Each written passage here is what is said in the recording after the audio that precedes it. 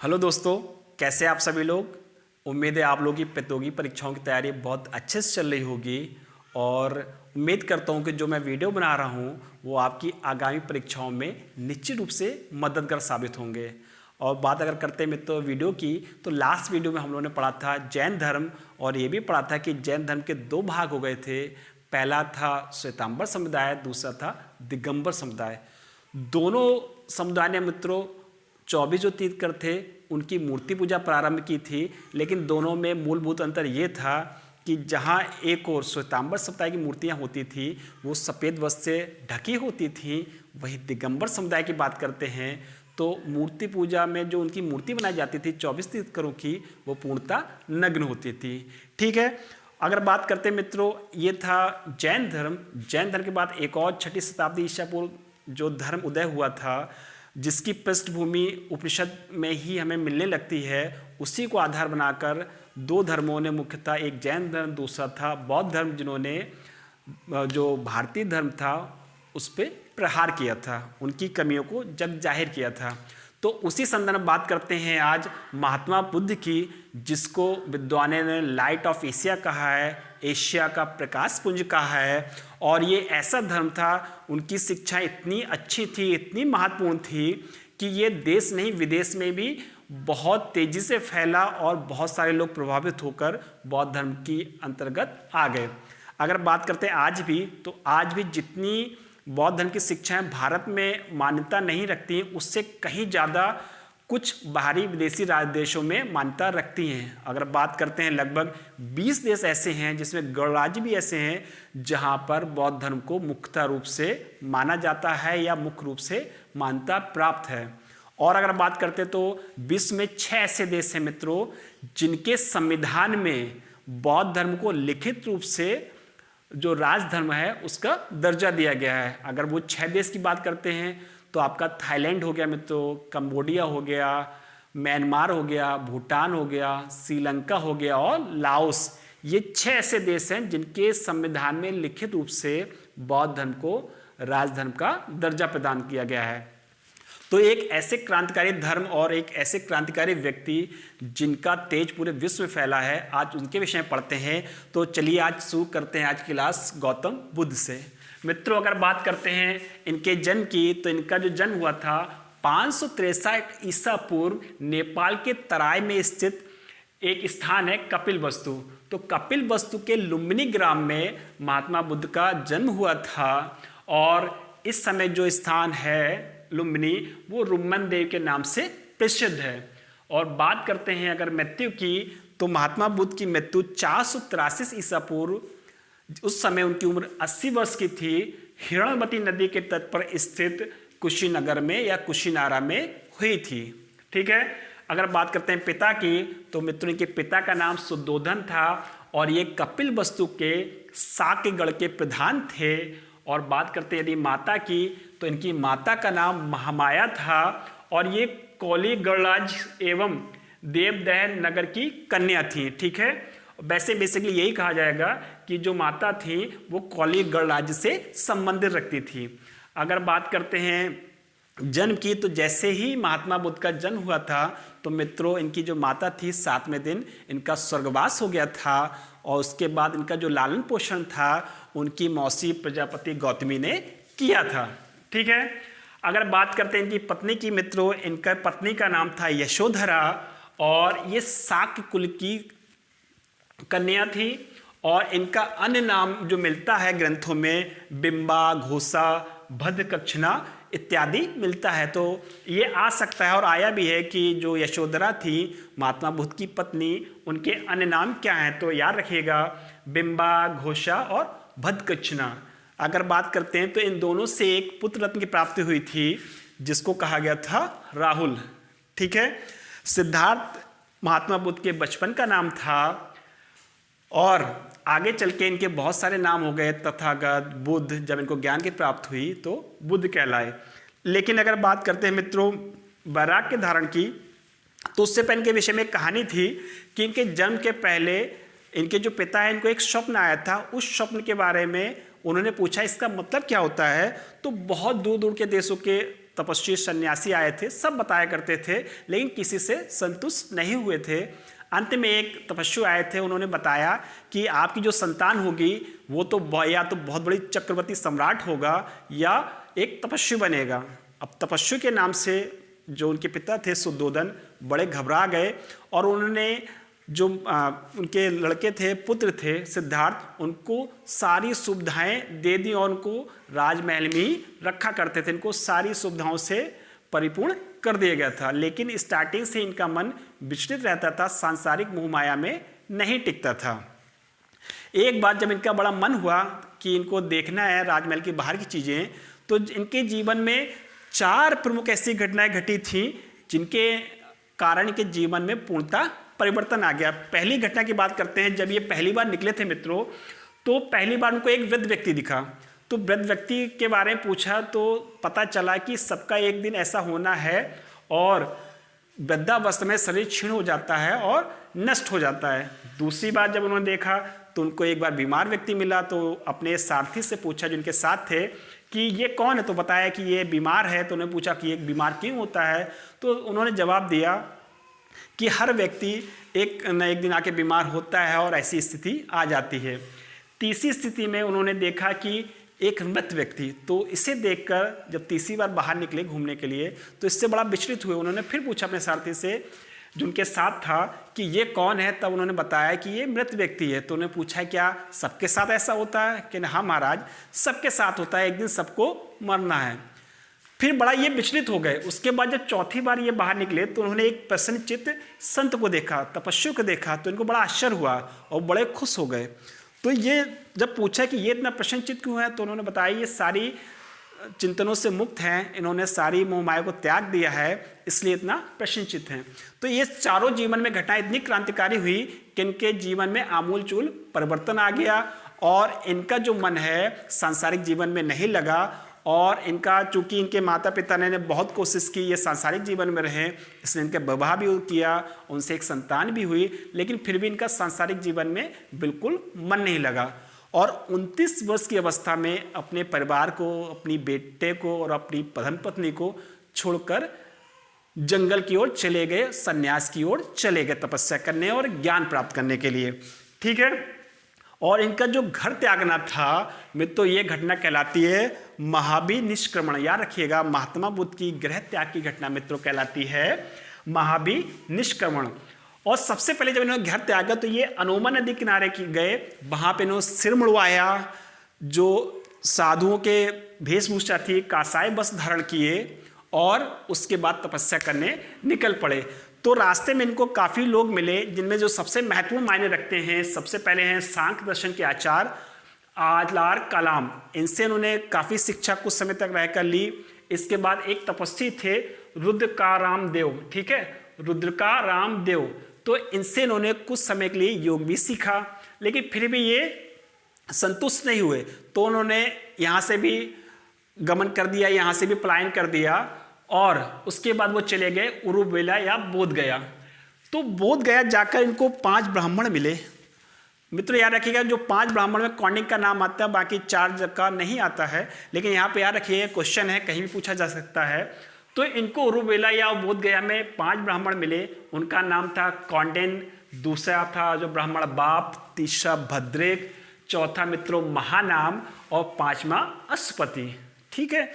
तो जब ये 5 मिले तो 5 से महात्मा बुद्ध जब मिले तो 5 और महात्मा बुद्ध ने मिलकर डिसाइड किया कि सब लोग मिलकर तपस्या करते हैं। तो सब लोगों ने 6 लोगों ने मिलकर महात्मा बुद्ध और 5 ब्राह्मण तपस्या प्रारंभ की। तपस्या काफ़ी समय तक चली, फिर 6 वर्ष हो गए। उसके बाद महात्मा बुद्ध ने क्या किया कि तपस्या छोड़ दी और उसके बाद एक लड़की थी जिसका नाम था सुजाता, तो उनके हाथों से भोजन ग्रहण किया। इस बात को लेके जो 5 ब्राह्मण थे बड़े दुखी हो गए और महात्मा बुद्ध को बड़ा भला बुरा कहा और उनका साथ त्याग दिया और वो 5 जो ब्राह्मण थे चले गए ऋषिपत्नम सारनाथ। ठीक है, सारनाथ में जो ऋषिपत्नम है वहाँ पर ये 5 ब्राह्मण इनका साथ छोड़कर चले गए। फिर उस वक्त महात्मा बुद्ध ने डिसाइड किया कि अब मुझे जब तक मुझे पूर्ण ज्ञान प्राप्त नहीं होगा तब तक मैं अपनी तपस्या को भंग नहीं करूँगा। फिर इन्होंने तपस्या प्रारंभ की मित्रों, और ये निरंजना नदी एक निरंजना नदी है, इसको पुनपुन नदी भी कहते हैं, याद रखिएगा, निरंजना या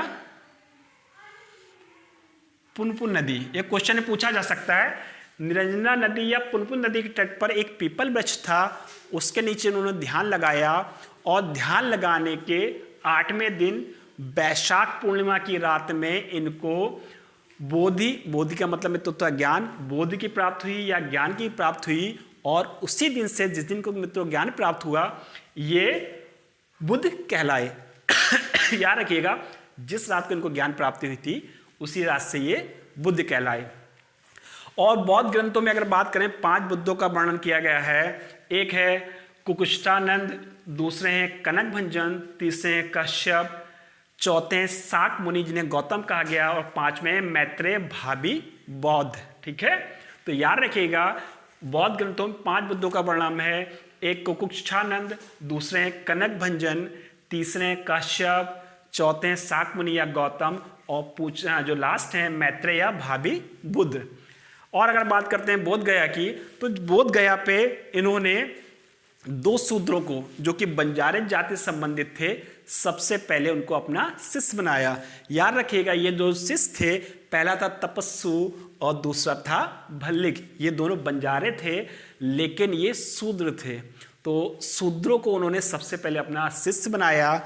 और बात करते हैं धर्म चक्र प्रवर्तन की। जब बुद्ध को ज्ञान प्राप्त हो गया तो इन्होंने सबसे पहले अपना उपदेश दिया, और ये उपदेश इन्होंने उन्हीं 5 ब्राह्मणों को दिया था जो इनका साथ छोड़कर इनको भला बुला कहकर ऋषि पद्मनाभ या सारनाथ आ गए थे। और महात्मा बुद्ध ने ही अपना जो सर्वप्रथम उपदेश था ऋषि पद्मनाभ या सारनाथ ने मध्यगांव में दिया, और जो अपना जो प्रवचन या जो ज्ञान दिया इन्हीं 5 लोगों को दिया था, और ये ऋषि पद्मनाभ मध्यगांव नामक स्थान पे दिया था, और ये 5 उनके शिष्य बन गए। और ये जो पहला प्रवचन था या पहला ज्ञान था यही कहलाया धम्म चक्र प्रवर्तन। धर्म चक्र प्रवर्तन महात्मा बुद्ध का पहला उपदेश देना ही कहलाया। ठीक है, अगर बात करते हैं उपदेशों की, तो महात्मा बुद्ध ने जो सर्वाधिक उपदेश दिए हैं, कौशल देश की राजधानी कौशल की राजधानी श्रावस्ती है मित्रों, सबसे ज़्यादा जो महात्मा बुद्ध हैं उन्होंने यहाँ पर उपदेश दिए। मगध को इन्होंने, याद रखिएगा मित्रों, अपना प्रचार केंद्र बनाया। अपनी शिक्षा का प्रचार प्रसार के लिए सबसे जो महत्वपूर्ण केंद्र था वो था आपका मगध। और अगर बात करते हैं इनके शिष्यों में, तो इनके शिष्यों में बिंबिसार, प्रसेनजीत, उदयन ये शिष्य थे। याद रखिएगा, इंपॉर्टेंट है। बिंबिसार मित्रों, प्रसेनजीत और उदयन ये महात्मा बुद्ध के जो थे शिष्य थे। और इन तीनों में अगर बात करें तो इनके समवयस्क मतलब इनकी लगभग समान आयु के एक व्यक्ति थे, वो थे प्रसेनजीत। याद रखिएगा प्रसेनजीत। ये जो प्रसेनजीत थे मित्रों महात्मा बुद्ध के समकालीन थे, मतलब समान आयु के थे। ठीक है, आगे बात करते हैं कि महात्मा बुद्ध ने आजीवन पूरे भारत नहीं, भारत के बाहर भी बहुत सारे उपदेश दिए थे। लेकिन अगर इनके अंतिम उपदेश की बात करते हैं तो इनका जो अंतिम उपदेश था, कुशीनगर में एक परिव्राजक थे सुभक्ष। याद रखिएगा सुभक्ष, कुछ लोग सुभक्ष कहते हैं, कोई भुभक्ष कहते हैं, तो ये सुभक्ष। तो इन्होंने जो अपना अंतिम उपदेश दिया था सुभक्ष को दिया था। ठीक है, और कहते हैं कि महात्मा बुद्ध की जो मृत्यु हुई थी, इनको जो अंतिम रूप से जो बुलाया गया था अपने भोजन के लिए सुभक्ष ने, तो वहाँ पर आए थे। और इनको कहा जाता है कि कुछ लोग सूअर का मांस खिलाया था, कुछ लोग की मानता है कुछ और चीज़ खिलाई थी। और कई किताबों पे सूअर का मांस ही मिलता है कि सूअर का मांस खाने के बाद ये बीमार पड़ गए और इनको पेचिश होने लगी। इसी कारण इनकी मृत्यु हो गई 80 वर्ष की अवस्था में। और इनकी जो मृत्यु है मित्रों, कहा गया है बौद्ध धर्म में महापरिनिर्वाण। तो याद रखिएगा, इनका जो अंतिम उपदेश था कुशीनगर के परिव्राजक सुभक्ष को दिया था। और अगर बात करते हैं इनके शिष्यों की, हालांकि शिष्य बहुत ज़्यादा बने थे, लेकिन जो सबसे महत्वपूर्ण थे, जो महात्मा बुद्ध को प्रिय थे, 2 थे। एक था मित्रों आनंद, दूसरा था उपाली। ये इनके प्रधान शिष्य थे और आने वाले समय में इन्होंने महात्मा बुद्ध से संबंधित बहुत महत्वपूर्ण कार्य किए, उनकी शिक्षाओं को संग्रहित किया और इनका प्रचार प्रसार किया। आगे बात करते हैं, इनकी मृत्यु जैसा कि मैं तो बताया पावापुरी में हुई थी, और इनकी मृत्यु ही कहलाती महापरिनिर्वाण।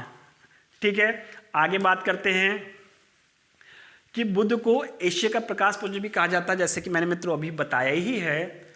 ठीक है, और इसके अलावा आप बात करते हैं बुद्ध की शिक्षाओं की। तो शिक्षाओं के विषय मित्रों अगर बात करें तो सबसे पहले उन्होंने 3 रत्न बताए थे। जो 3 रत्न थे, याद रखिए बौद्ध धर्म में जो 3 रत्न हैं उनके नाम है बुद्ध, धम्म और संघ। बुद्ध, धम्म और संघ, इसको 3 रत्न कहा गया है बौद्ध धर्म में। और बात करते हैं बौद्ध धर्म की जो शिक्षाएं, तो बौद्ध धर्म की जो शिक्षाओं का मित्रों मूल आधार था वो था 4 आर्य सत्य। याद रखिएगा, बौद्ध धर्म की शिक्षाओं का मित्रों मूल आधार 4 आर्य सत्य था। ये 4 आर्य सत्य क्या क्या हैं देख लेते हैं। पहला जो आर्य सत्य है वो है दुख। इसका मतलब है कि सारा सारा संसार है, सारा विश्व है, दुख से भरा हुआ है। दूसरा इनका जो आर्य सत्य था वो था दुख समुदाय, मतलब ये था जो दुख समुदाय है दुख का कारण है। तीसरा जो इनका था आर्य सत्य वो था दुख निरोध, मतलब इस दुख है जो संसार दुख से भरा पड़ा है तो इस दुख को रोका जा सकता है। चौथा था दुख निरोध गामिनी प्रतिपदा। याद रखिएगा जो चौथा आर्य सत्य है मित्रों वो है दुख निरोध गामिनी प्रतिपदा। इसका मतलब होता है कि दुख को रोकने वाला मार्ग। तो जो दुख को रोकने वाला मार्ग है मित्रों उसे ही कहा गया अष्टांगिक मार्ग।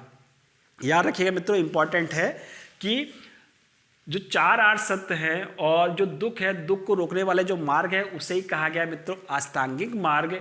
और दुख को हरने वाला और तृष्णा का नाश करने वाला, याद रखिए फिर से, दुख को हरने वाला और तृष्णा का नाश करने वाले को ही अष्टांगिक मार्ग कहा गया है। इसके 8 अंग हैं मित्रों और जिन्हें मध्यम प्रतिपदा या मध्यम मार्ग कहा जाता है। याद रखिएगा कि बौद्ध धर्म में मध्यम मार्ग बहुत मायने रखता है और आज के ज़माने भी मध्यम मार्ग उतना ही महत्वपूर्ण है, क्योंकि हम किसी भी कार्य को ना तो बहुत स्ट्रिक्टली कर सकते हैं, बहुत ज़्यादा स्ट्रिक्टनेस नहीं किया जा सकता है, ना बहुत ही आसानी से किया जा सकता है, ना कोई कार्य बहुत आसान से हो ना बहुत कठिन से। उसके जो बीच का मार्ग होता है वही कहलाता है मध्यम मार्ग और यही मार्ग सबके लिए महत्वपूर्ण होता है।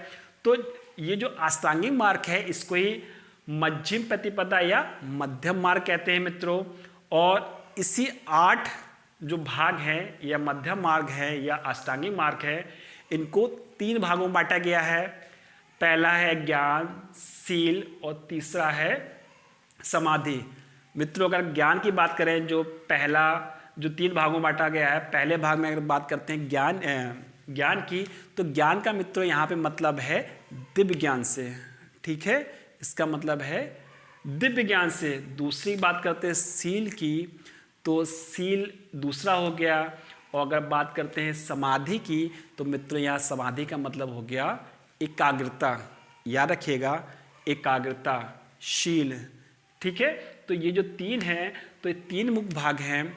और अगर बात करते हैं अष्टांगिक मार्ग में चूंकि 8 मार्ग बताए गए थे, तो प्रज्ञा ज्ञान की बात करते हैं या दिव्य ज्ञान की, तो इसके अंदर 2 भाग आते हैं। पहला आता है सम्यक दृष्टि, दूसरा आता है सम्यक संकल्प। फिर बात करते हैं शील की, या शील का मतलब कह सकते हैं सदाचार की।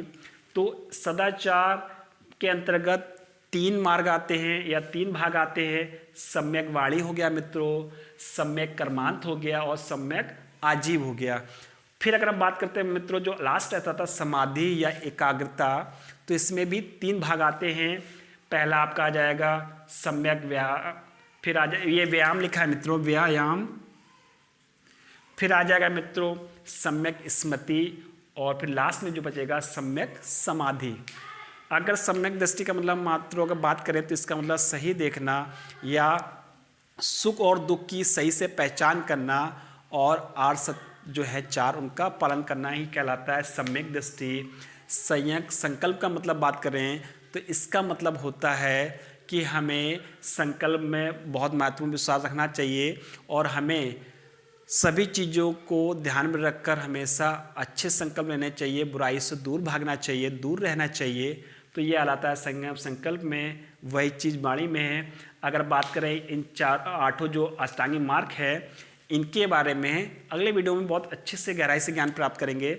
अभी फिलहाल इम्पॉर्टेंट ये है कि जो 3 भाग थे, ज्ञान, प्रज्ञा, ज्ञान, शील और समाधि, उसके अंदर 8 उपाय बताए गए हैं। प्रज्ञा ज्ञान के अंदर पहला और दूसरा आता है मित्रों। और अगर बात करते हैं शील की, तो शील के अंतर्गत मित्रों जो 3 आते हैं भाग, सम्यक वाणी, सम्यक कर्मांत और सम्यक आजीव। और जो लास्ट वाला मित्रों बात करते हैं समाधि की, जिसका मतलब होता है मित्रों एकाग्रता, तो इसके अंतर्गत 3 चीज़ें आती है सम्यक व्यायाम, सम्यक स्मृति और सम्यक समाधि। इसके बाद अगर बात करते हैं मित्रों अष्टांगिक मार्ग की, तो जो ये अष्टांगिक मार्ग हैं, जो भी बौद्ध धर्म के अंतर्गत जो भी सन्यासी होता था या सन्यासी जीवन व्यतीत करता था बौद्ध धर्म के अंतर्गत, तो इनको इन अष्टांगिक मार्गों का पालन करना बहुत महत्वपूर्ण होता था। और ये जो अष्टांगिक मार्ग है इनको कल्याण मित्र कहा गया है। भिक्षुओं का इंपॉर्टेंट है कि भिक्षुओं का कल्याण मित्र किसे कहा गया है मित्रों, तो ये कहा गया है अष्टांगिक मार्ग को ही कहा गया है। अगर बात करते हैं बौद्ध धर्म की, तो बौद्ध धर्म के अनुसार मान्यता है कि मनुष्य का परम लक्ष्य होता है मित्रों निर्वाण प्राप्त करना, और जो निर्माण है वो इसी जन्म में संभव होता है। लेकिन यदि बात करते हैं महापरिनिर्वाण की, तो महापरिनिर्वाण मित्रों मृत्यु के बाद ही संभव होता है। ठीक है मित्रों, इसके बाद और भी शिक्षाएं हैं और इन 8 अष्टांगिक मार्गों के बारे में अगले वीडियो हम लोग और गहराई से पढ़ेंगे। फिलहाल मित्रों आज के लिए इतना बहुत है। ये थी कुछ बौद्ध की शिक्षाएं। अगले आने वाले वीडियो हम लोग पढ़ेंगे बौद्ध की रह गई जो शिक्षाएं बाकी हैं, और उसके बाद पढ़ेंगे बौद्ध ग्रंथ, और बौद्ध ग्रंथों से हमें क्या क्या जानकारी मिलती है इसके विषय में हम लोग आने वाले वीडियो में पढ़ेंगे। तो मित्रों ये आज का वीडियो था। उम्मीद है कि आज आप लोग का ये जो मेरा वीडियो है आप लोगों को अच्छा लगा होगा।